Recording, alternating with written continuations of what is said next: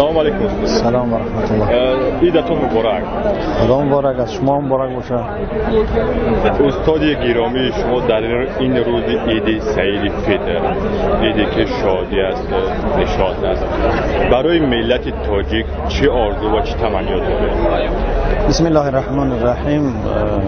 اولا این عید سعید فطر عیدی که واقعا هم چند خرسندی دارد برای جمع کردن و گرفتن پاداش یک ماه زحمتی که مؤمنان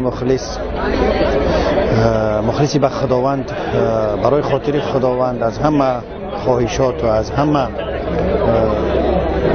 خواسته های خودشون دست کشیدن و یک ماه را با طاعت دهن بستن، با دور شدن از تمام خصلت ها رفتارهایی که نادرست است و تقویه روحی و تزکیه نفس مشغول بودن که در این روز انشاءالله پاداش او را میگیرن.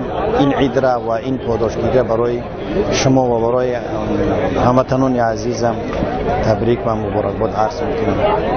خب دیگر خرسندی است و خداوند تبارک و تعالی برای بندگانش خرسندی را یک نعمت بسیار هم گران قرار داده است.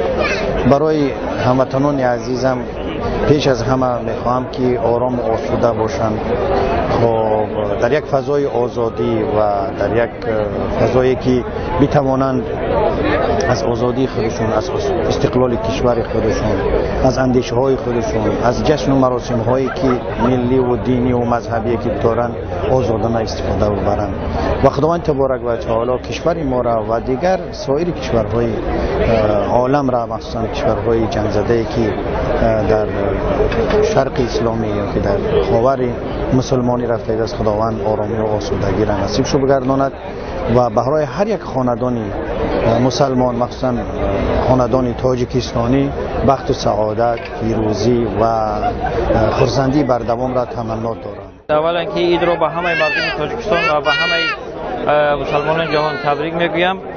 دوم اینکه امید آرزو دارم که در این روز سعید، در این روز مبارک همه مردم تاجیکستان خوشحال و خرسند باشند و انشالله که دسترخوان‌های آنها پرخیر و پربرکت باشند.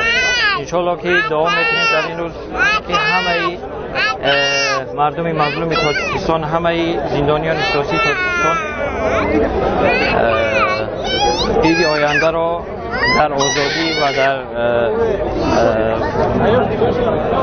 یعنی در خوشحالی در نزد خانواده ها جشن میگیرند. انشاءالله ما را امیدواریم. سلامت باشید، زنده باشید. خدا نگهدار. بسم الله الرحمن الرحیم.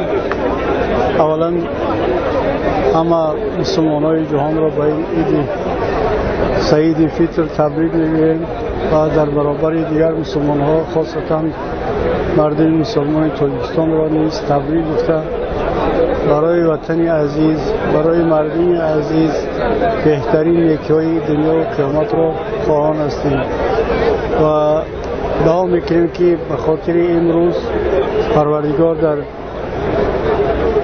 کشور ما یک گرفهمی بین مردم و اتحاد بین مردم تاجیکستان را خدای تعالی پیاده بگرداند و کینه و عداوت را از دل مردم دور کند و برای پیشرفت و برای آینده تاجیکستان همه میان بندند و با هم دوستانه کاری را انجام بدهند که هم به فایده این دنیا باشد، هم به فایده قیامت.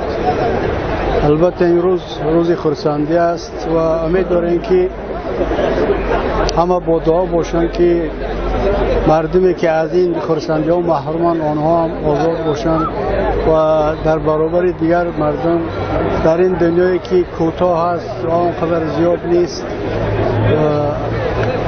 عمر خود را با خرسندی و با جمع دوستان بگذرانند و خدا کند که در آینده مردم ما هم به مانند دیگر مردم های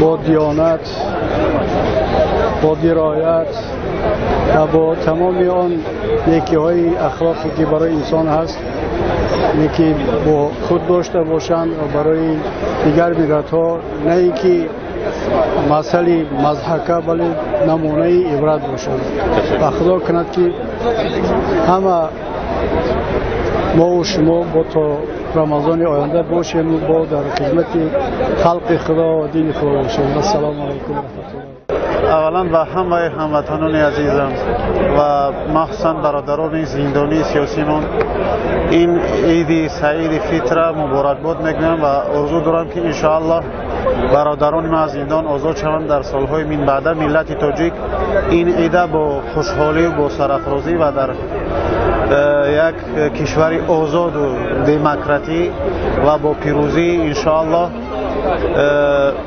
یعنی ملت تاجیک بر این ظلم جشن میگیرن ان شاء الله. مبارک باشد به همه هموطنان عزیز.